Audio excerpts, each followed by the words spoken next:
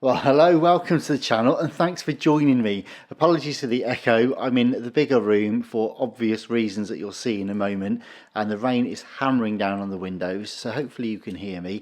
Anyway, I've got this massive parcel that's arrived, and it is literally, well, 3.5 feet. It's over a metre across, and yeah, just totally Goliath. So, there's not many things that can be this size really in the world of boom boxes, so let's get it open and hopefully it survived the journey, because I tell you something, it's very heavy.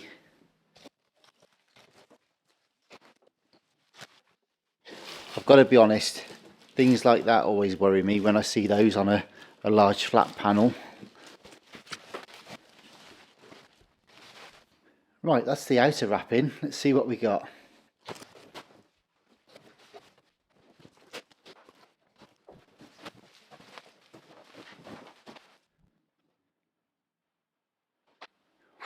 Blimey, okay, well that's the cardboard away. Problem is, it's extremely large, extremely heavy, and at the moment there's no handle to grab hold of either.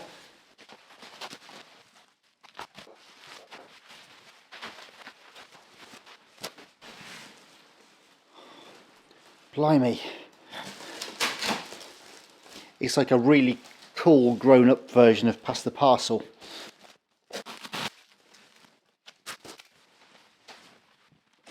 Ah, finally a handle.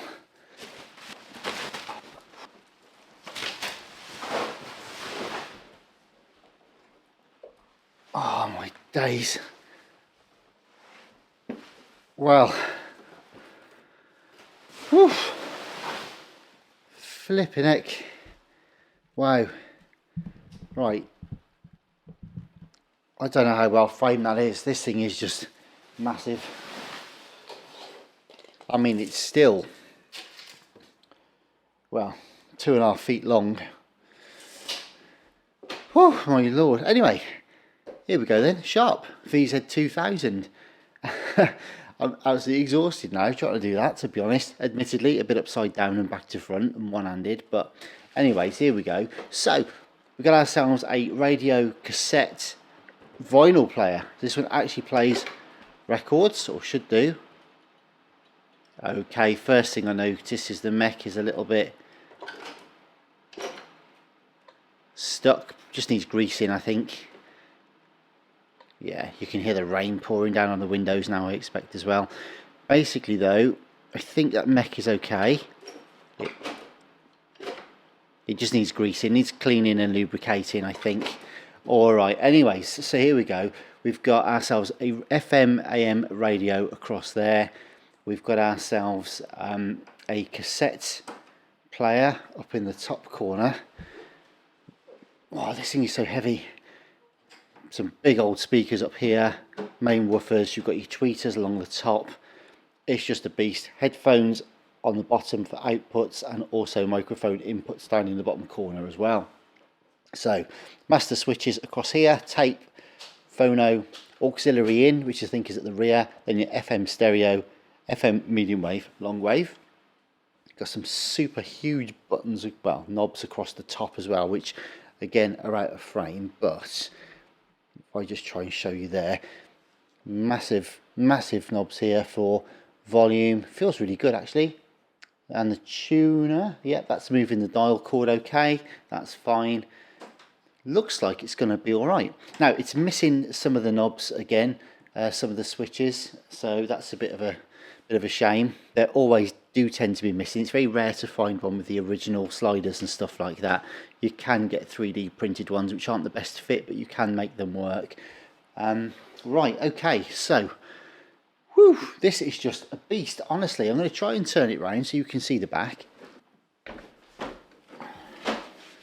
And honestly, I don't know how much it weighs, but it's an awful lot.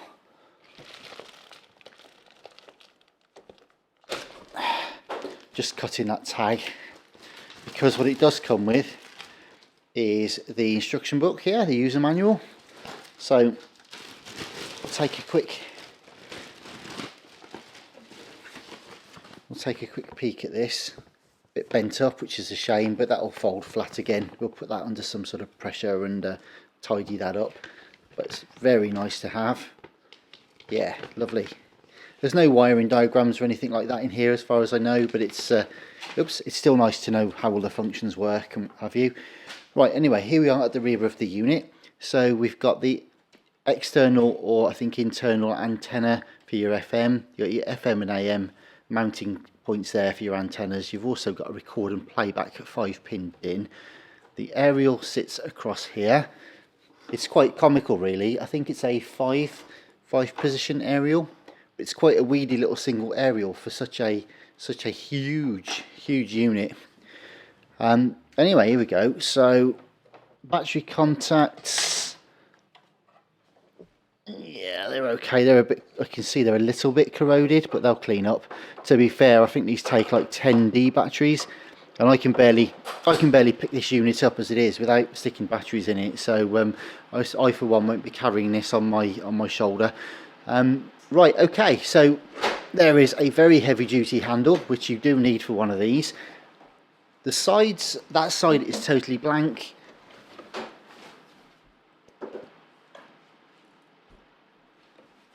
The other side is totally blank as well. So I'm going to try and zoom back out a touch. No, that's it. This thing is that big. It really is that big. Right, okay. Let's plug it in and see if it works, shall we? It's ironic, it's Friday afternoon as I'm filming this, and my plan was to go out and clean the car for the first time in far too long this afternoon. It's supposed to be sunny and it's absolutely hammering it down. Okay, anyway, here we go. So let's power this on. Hopefully we'll get a nice little thump. Okay, good. Well, we've got something there. Let's do volume to 0. Aerial up. FM stereo.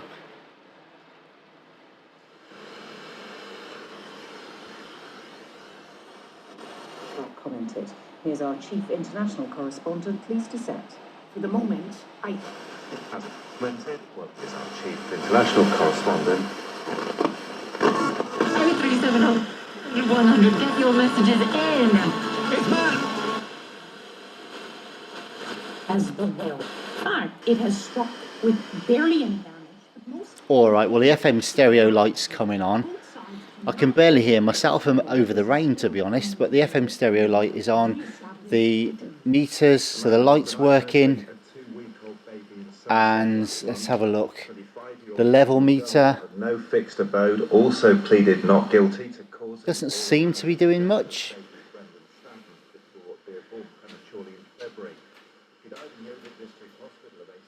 That might be my problem.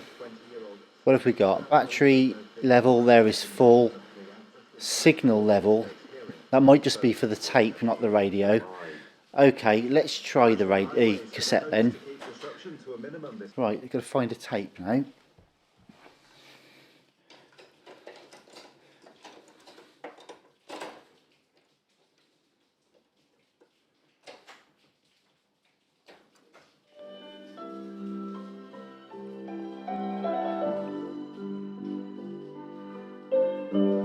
Okay, pause works. Rewind works. Fast forward works. And I've got the APSS on now, whether that's going to do anything. It may or may not. To be honest, it's the tapes. Yeah, the tape's pretty old and worn and wobbly anyway, and I think these belts are on their way out, so I'm not gonna risk making the whole thing collapse just by trying to do the APSS on that. We'll sort that out in due course. But basically, we've got output. Yeah, we've got output there from the cassette. We've got output from the radio. Commercial venture linked to the... Whether we've got anything on FM. Yeah, not as yet. Bit of long wave. Medium wave, not so. So we'll have a look at that in due course. To be honest, as long as I've got FM stereo, that's the thing I'm most concerned about. So we've got FM, we've got cassette. I don't think the record player works. Shall I try it? That's the question. Let's give it a quick go for the sake of completion.